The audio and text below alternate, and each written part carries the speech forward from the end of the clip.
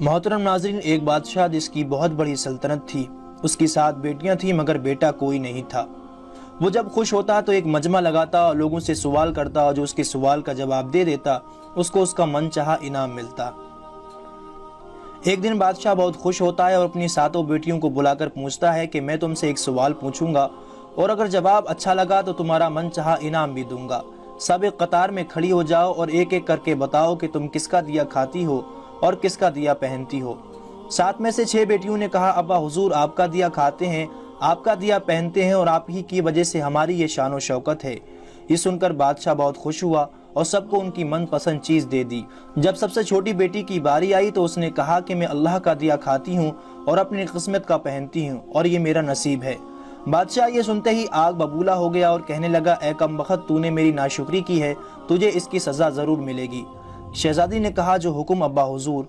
बादशाह ने सिपाहियों को हुक्म दिया कि जाओ इसे जंगल में छोड़ आओ, मैं भी देखता हूँ कि ये मेरे बगैर कैसे अल्लाह का दिया खाती है और अपने नसीब का पहनती है।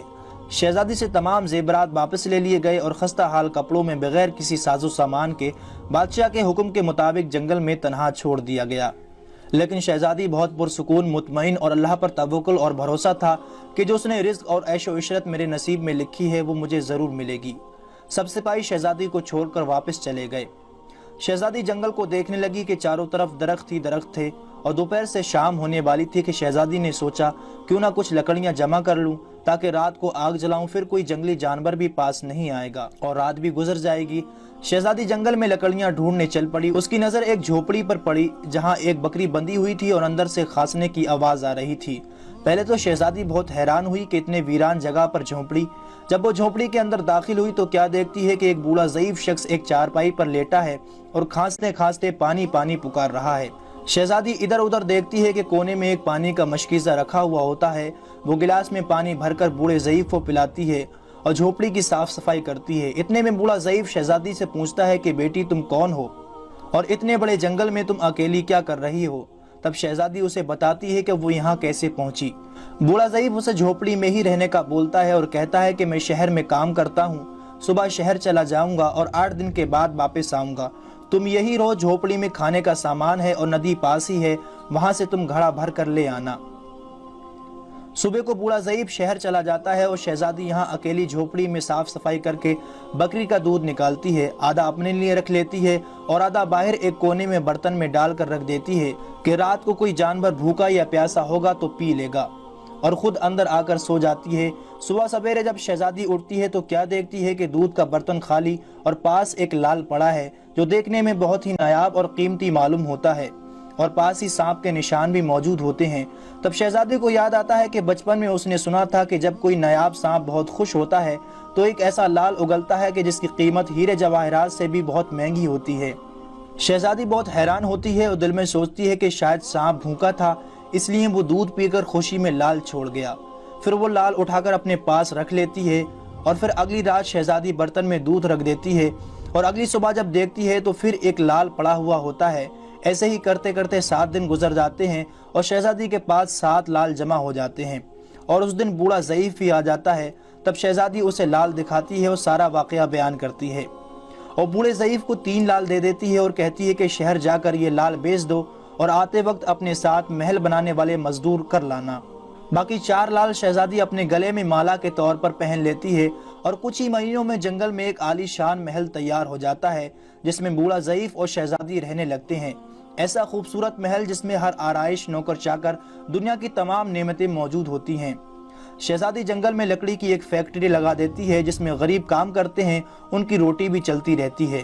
देखते ही देखते जंगल एक शहरनुमा बन जाता है और दूर दूर तक धूम मच जाती है कि शहजादी बहुत रहमदिल है। ये खबर ऐसे ही बादशाह तक पहुंचती है तो बादशाह के दिल में इश्तियाक, चाहत होती है कि देखो तो सही कौन से मुल्क की शहजादी है जिसकी इतनी तारीफें हैं।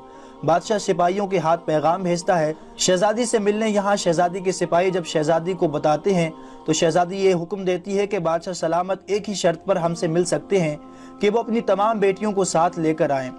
सिपाही जाकर बादशाह को ये पैगाम दे देते हैं। एक दिन बादशाह अपनी तमाम बेटियों के साथ शहजादी के महल जाता है। शहजादी उनसे मिलती है, चेहरे पर नकाब करके उनके लिए 7 रंग के खाने पेश करती है और हर खाने के साथ उसी रंग का जोड़ा और जेवरात पहन कर आती है। महल की शान और शौकत, खूबसूरती और शहजादी का अंदाज बादशाह और बाकी तमाम शहजादियों को बहुत हैरान और मुतासिर करता है। आखिर में बादशाह शहजादी से ये कह ही देता है कि तुम मेरी बेटी के जगह पर हो और मैं भी तुम्हारे कहने पर अपनी तमाम बेटियों को साथ लेकर आया हूँ, फिर हमसे ये पर्दा किस लिए। बहुत इसरार करने पर शहजादी कह देती है कि ठीक है, मैं तैयार होकर आती हूँ। सब शहजादियाँ आपस में सरगोशी करने लगती हैं कि इतनी तो तैयार है, इतने महंगे जेवरात पहनी है, अब और कितना तैयार होकर आएगी।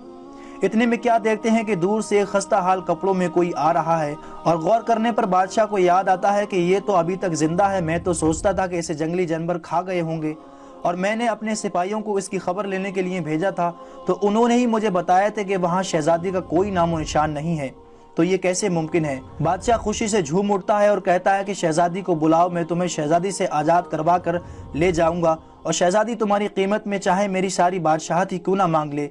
ये सुनते ही शहजादी बोलती है कि नहीं अब्बा हुजूर, मैं ही वही शहजादी हूँ और मैं ना कहती थी कि मैं अल्लाह का दिया खाती हूँ और अपने नसीब का पहनती हूँ।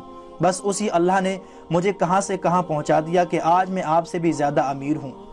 फिर शहजादी अपना तमाम हाल बयान करती है कि वो इस मकाम तक कैसे पहुँची और दिखाती है अपने गले की माला जिसमें अभी तक 4 लाल मौजूद होते हैं। ये बात सुनते ही बाकी तमाम शहजादियां दिल में रश्क करने लगती हैं और सोचती हैं कि काश हमने भी तब यही कहा होता कि हम अल्लाह का दिया खाती हैं और अपने नसीब का पहनती हैं। दोस्तों, हमें हमेशा अल्लाह ताला की ज़ात पर यकीन और भरोसा रहना चाहिए।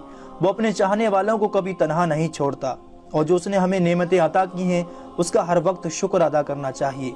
इसी के साथ दोस्तों आज की हमारी वीडियो का इख्तिताम होता है। वीडियो पसंद आने की सूरत में इसे लाइक और ज़्यादा से ज़्यादा अपने तमाम दोस्तों को शेयर ज़रूर कीजिएगा।